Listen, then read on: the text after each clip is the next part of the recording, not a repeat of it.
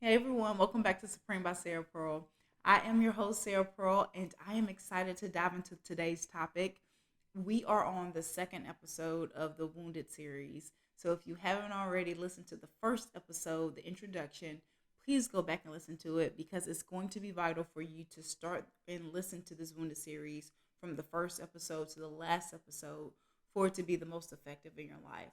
Now, the Wounded series is primarily about us addressing our mental and spiritual wounds just as seriously and as urgently as our physical wounds. So, what we're going to talk about today is identifying whether or not, or identifying potential areas that you are wounded, okay?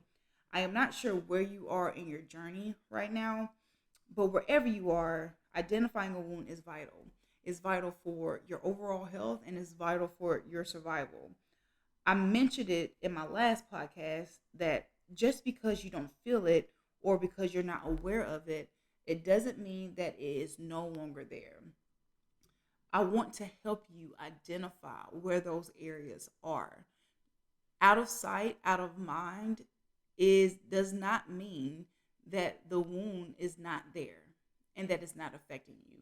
It just means that it is no longer that it does not have your primary intention at that time. So what I'm going to do is tell you guys a little story about me when I was about 7 or 8 years old. Me and my cousins and my I think one of my sisters and brother was out there, but we were playing on a swing set at my grandma's house, and we loved swinging high and jumping out of the swing at its highest point or highest peak to see who could land on their feet and get the furthest. We were thrill seekers back in the day, and I know that I am to this day. Well, I was jumping out of the swing as I have done, y'all. I have done that so many times before. I can't even tell you. I can. We did that so often, like it was such a common thing for us to do. But this particular time that I jumped out, as soon as I jumped and my body was like going through the air, I noticed that my body was off balance and I was tilting forward while in the air. And that, y'all, if I'm tilting forward in the air and I have no control while I'm mid-air, I knew that I was in trouble. So I knew that I had no control. And I knew that by the time that I hit the ground, I knew that my face was going to hit it because I was tilted forward and I was like almost parallel to the ground. And so what I did, I put my arms out to break my fall and to protect my face. Well, as soon as I made contact with the ground and my arms caught my fall, my left arm snapped in two. Okay? So that was a bad idea. So it snapped like a twig, and I jumped up and screamed like a banshee and ran to my mom crying for help. And by the way, this was on Mother's Day, so shout out to my mama. So my parents, they rushed me to the hospital, and what happened was they had to reset my arm, basically put my arm back in place, and I got a cast, and it healed. And so here's the thing, the healing process was super uncomfortable. I mean, my goodness, the resetting the bone, wearing the cast, oh my gosh, it was painful and uncomfortable. I remember the doctor giving me pain reliever and an ice pack while I was waiting to get seen about, and I actually started feeling a little better. Like the pain started to subside a little bit, my arm was numb, and I really just wanted to go home because I was tired. So no pain, no broken bone was like my thought process. That's obviously incorrect, right? No pain, no broken bone. No, the bone was still broken. Um, and I know that had I went home, I probably would have learned to live my life with a broken arm.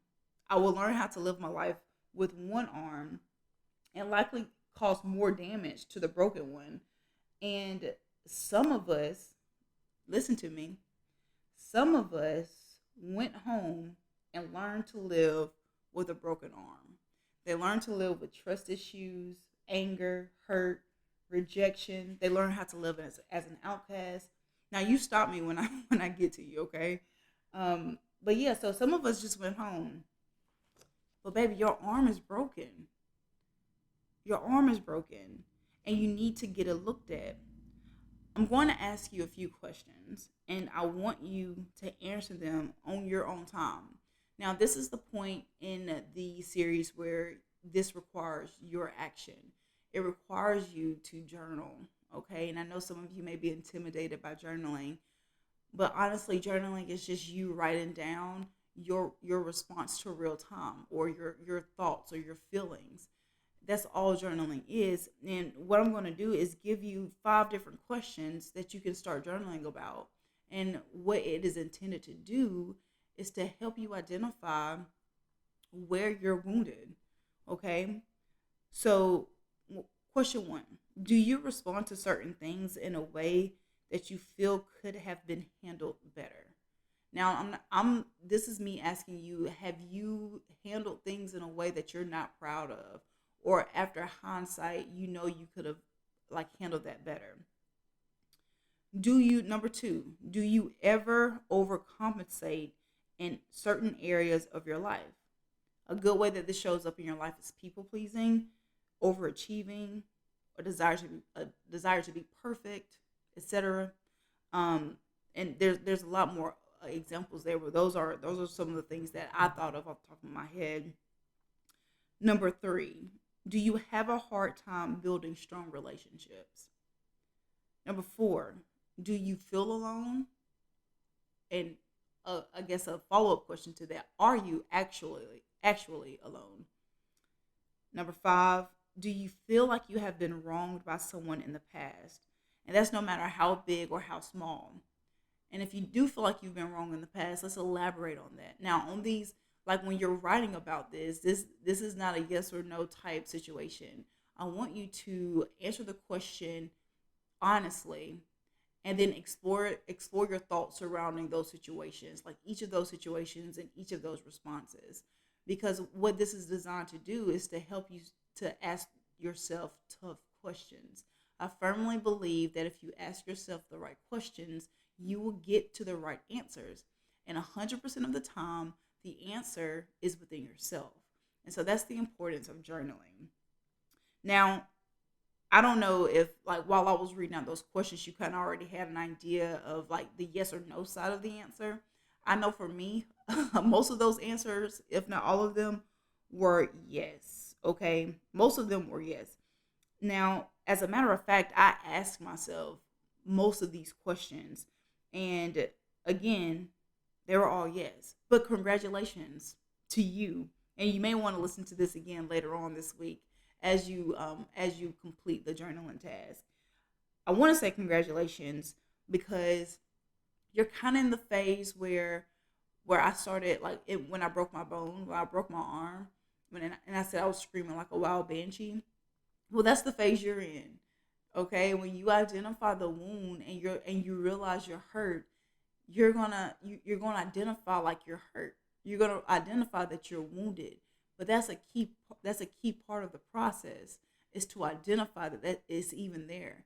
If I would have walked around my life and not even known that I had broken my arm, sure, I would have gotten around, just I would have adapted, because that's human nature. I would have adapted to my surroundings, and I would have adapted to only use my right arm, and further damaging my left arm. There would have been growth issues with my left arm, and there's no telling what else would have happened. But some of you are walking around with like I said, rejection and all these experiences in life, and haven't dealt with them. And it's time to deal with them, because you have learned how to cope, and you think it's normal the way that you're living with these mental and spiritual wounds, but it's not normal. Okay? So it's time to identify the fact that it's not normal and you're hurt, okay? So I want you to take that step in journaling about those 5 questions that I asked you. And what I want you to realize is, by the end of this week, while you're kind of going through that journaling process, you're going to be able to ask for help before you'd even know to ask for help. Okay? You're going to know where to ask for help, and you're going to understand why you're asking for help. And before, you probably didn't even realize that you were wounded. Now that, my friend, is progress, and I am saying congratulations to you for that. So have a great week. Please let me know if you have any questions about any of the journal entries, or journal topics rather. And if you have come to a self realization that you didn't have earlier this week. So I will talk to you guys next week, and I look forward to hearing about your process and your journey. Have a good one. Love you guys. Bye.